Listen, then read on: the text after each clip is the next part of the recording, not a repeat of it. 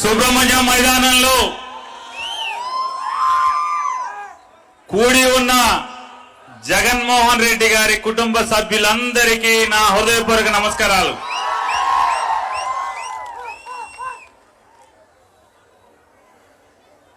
భరత్ గారు, గూడూరు శ్రీనివాస్ గారు ఇద్దరునేమో రాజమండ్రి సిద్ధం అని చెప్పని మీ అందరినీ చెప్పి మాట్లాడుతున్నారు. నేనంటాను జగన్మోహన్ రెడ్డి గారిని ప్రేమించే ప్రతి ఒక్కడు కూడా నిద్రలో లేపి సిద్ధమా అంటే సిద్ధమనే అంటాడు. కానీ నేను అడుగుతున్నాను, 2024లో కూడా ఎందుకు జగన్మోహన్ రెడ్డి గారికి ఓటు వేయాలి, ఓటు వేయించాలనేది ఒకసారి మనం మాట్లాడుకోవాల్సిన అవసరం ఉంది.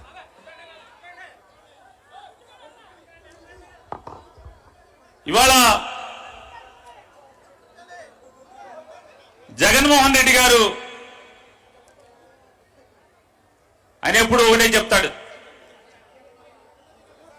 నేను రాజకీయ నాయకుల్ని నమ్ముకోలేదు, నేను నమ్మింది ముగ్గురిని, ఒకళ్ళు దేవుడు, 2 ప్రజలు, 3 జెండా మోసే కార్యకర్తల్ని మాత్రమే నేను నమ్ముకున్నాను.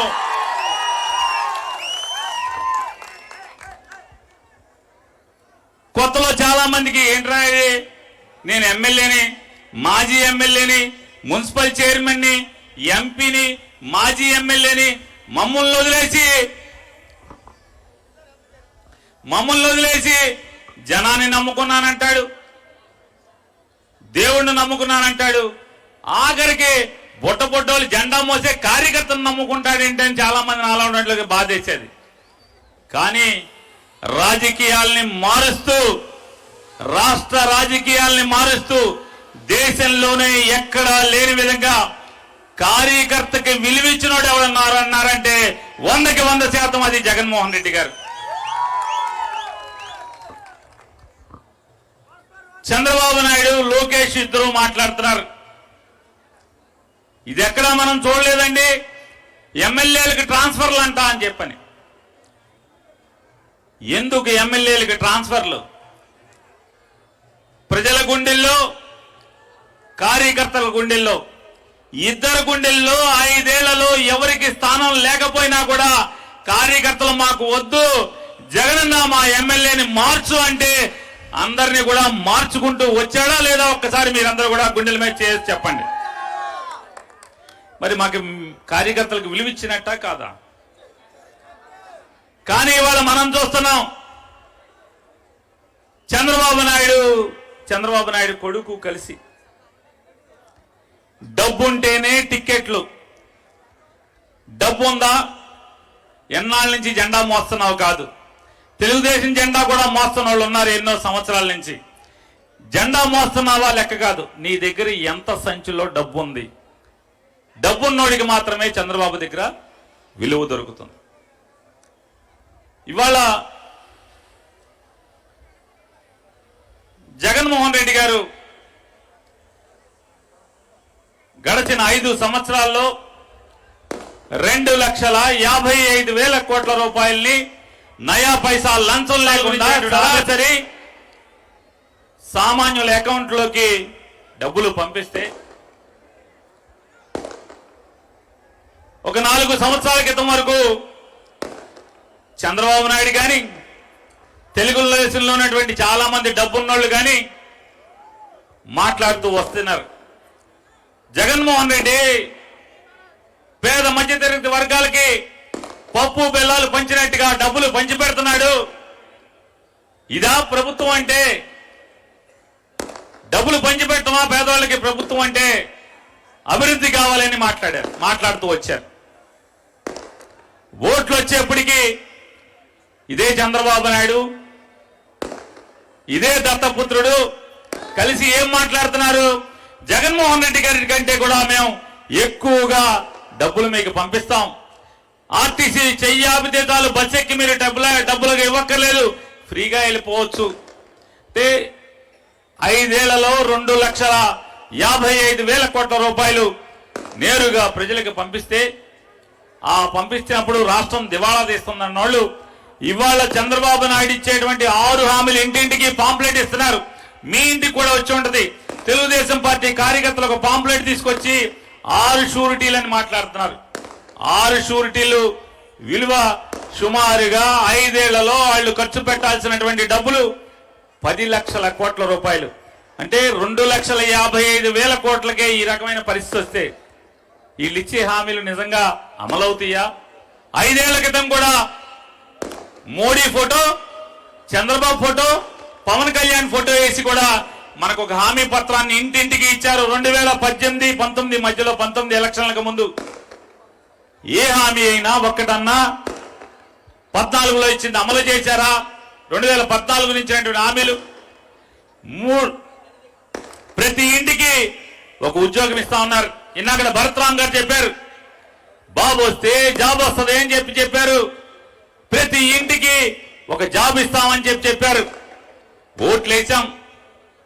ఈ రాష్ట్రంలో ఉన్నటువంటి ఆంధ్ర రాష్ట్ర ప్రజలందరూ కూడా చివరికి అధికారం వచ్చిన తర్వాత ఎవడికి వచ్చిందయ్యా జాబు? ఇంటింటికి ఒక జాబ్ వచ్చిందా అంటే కేవలం చంద్రబాబు నాయుడు ఇంట్లో మాత్రమే ఒక జాబ్ వచ్చింది. అది చంద్రబాబు నాయుడు కొడుక్కి దొడ్డిదారిని ఎమ్మెల్సీ చేసి అర్హత లేకుండా ఎమ్మెల్యేగా ఓట్లు వేయకుండా ఇచ్చినటువంటి ఉద్యోగం, పొందినటువంటి ఉద్యోగం, కుటుంబం ఉందంటే చంద్రబాబు నాయుడు కుటుంబం. చంద్రబాబు నాయుడు కొడుకు ఉద్యోగం జాబ్ వచ్చింది, కానీ ఈ రాష్ట్రంలో ఏ నిరుద్యోగికి కూడా జాబ్ రాలేదు. ఇవాళ జగన్మోహన్ రెడ్డి గారి గురించి మాట్లాడుతున్నారు. అమ్మ ఒడి డబ్బులు వేసేస్తున్నారు ఊరికే అని చెప్పని. అమ్మ ఒడి అంటే జగన్మోహన్ రెడ్డి గారు వేసేటువంటి ప్రతి పథకంలో కూడా ఒక ఆశయం ఉంటుంది, ఒక సంకల్పం ఉంటుంది. దాని వెనకాల పాదయాత్రలో నడుస్తూ ఉంటే జగన్మోహన్ రెడ్డి గారితో పాటు చేతిలో చేయి కలిపి నడుస్తూ, అన్నా నా తండ్రి తాగుబోతన్నా, నా తండ్రి బాధ్యత లేనోడన్నా, అందుకని చెప్పి నా తమ్ముళ్ళు చెల్లెళ్ళు బడికెళ్లకుండా పనికెళ్తున్నారన్నా, అన్నా నా భర్త అంకికి రాడన్నా, నా కుటుంబం ఇబ్బందులు పాలైపోతుందన్నా, ఇల్లు గడవడానికి ఇబ్బంది పడి నేను పనికెళ్తూ గతి లేక మనసు చంపుకుని బాధలు తట్టుకోలేక బడికి వెళ్లాల్సినటువంటి పిల్లల్ని నాతో పాటు పనికి తీసుకెళ్తున్నానన్నా, నువ్వు రా అన్నా, నువ్వు వస్తావు, ఈ బాధలు గట్టెక్కించన్నా అని చెప్పిన మీదటే ఆ బాధలన్నీ కూడా చెవురారా విని మనసుకు ఎక్కించుకున్నటువంటి జగన్మోహన్ రెడ్డి గుండెలతో ఆలోచించి అమ్మఒడి పథకం, బడిలో ఉండాల్సిన పిల్లలు పనిలో ఉండకూడదు, పని మాన్పించాలంటే ఆ ఆర్థిక బాధలను అధిగమించడానికి తల్లికి అమ్మఒడి అనేటువంటి 15,000 రూపాయలు సంవత్సరం ఇవ్వాలనేటువంటి ఒక గొప్ప లక్ష్యం, సంకల్పమే ఇవాళ అమ్మఒడి పథకం. జగన్ నమ్ముతాడు ఒకటి, ముఖ్యమంత్రులు మారుతా ఉంటారు, ప్రభుత్వాలు మారుతుంటాయి, జనం ఓటేసినప్పుడల్లా ఎన్టీ రామారావుకి వెళ్ళిపోయి ఒక మర్రి చెన్నారెడ్డి వచ్చాడు, లేదా ఒక విజయభాస్కర్ రెడ్డి వెళ్ళిపోయి మళ్ళీ ఎన్టీ రామారావు వచ్చాడు, ఎన్టీ రామారావుని గోలదోసి చంద్రబాబు వచ్చాడు, చంద్రబాబును పడి జనం పడగొడితే రాజశేఖర రెడ్డి గారు వచ్చాడు, రాజశేఖర రెడ్డి గారు మరణిస్తే రోసయ్య వచ్చాడు, కిరణ్ కుమార్ రెడ్డి వచ్చాడు, మళ్ళీ చంద్రబాబు వచ్చాడు, మళ్ళీ జగన్మోహన్ రెడ్డి గారు వచ్చాడు. ఎంతమంది ముఖ్యమంత్రులు మారుతున్నా ఈ రాష్ట్రంలోని పేదవాడి కుటుంబం పేదరికంలో ఉంటుంది తప్పితే దానిలో మార్పు అనేది ఎప్పటికీ రాదు. కేవలం పేదవాడి ఇంట్లో పిల్లల ఉన్నత చదువుల ద్వారా మాత్రమే ఆ ఇంట్లో పేదరికం పోతుందని నమ్మిన వాడు జగన్మోహన్ రెడ్డి.